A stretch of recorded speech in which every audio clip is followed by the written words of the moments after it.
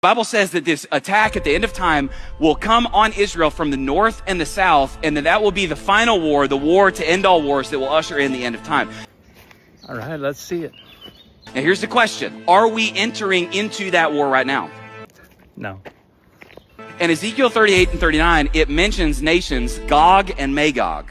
This is not true. Ezekiel 38 does not mention nations known as Gog and Magog.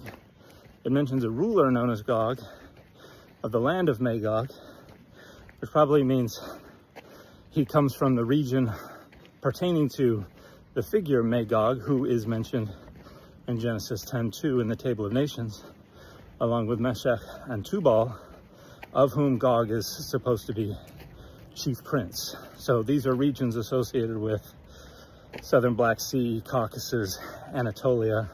They're not associated with contemporary nations. The confusion of these two names for the names of two nations comes from the book of Acts in the New Testament.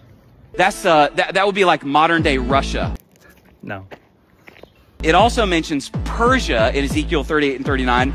That corresponds to modern day Iran. So Ezekiel 38:5 says that Gog would go out with Meshech and Tubal, and then says Persia, Ethiopia, and Libya would be with them.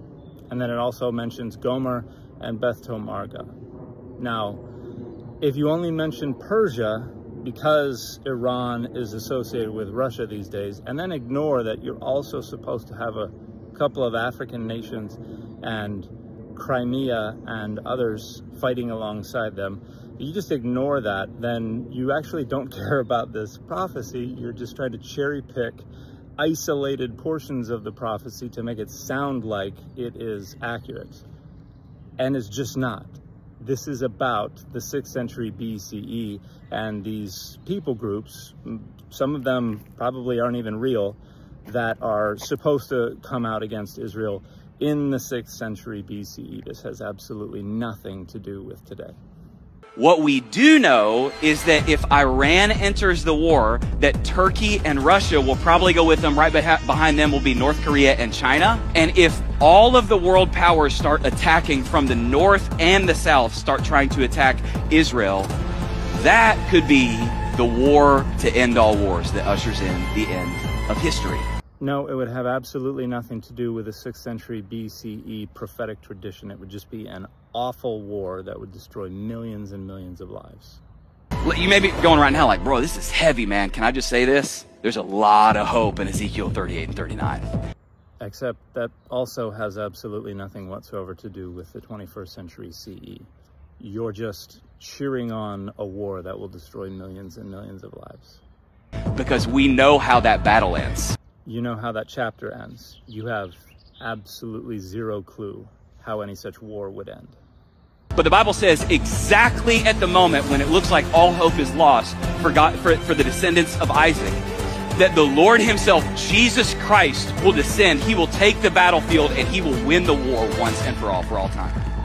Jesus Christ also has absolutely nothing whatsoever to do with this 6th century BCE prophecy, because no one would know who Jesus was for over 500 years. Again, this has absolutely nothing whatsoever to do with the 21st century. You're just cheering on a war that will destroy millions of lives, and you have absolutely no idea how it will end. You're just trying to stoke the fires of your petty and naive identity politics, and it's going to hurt people. Grow the hell up and do better. And the fit for this video is Power Man, aka Luke Cage.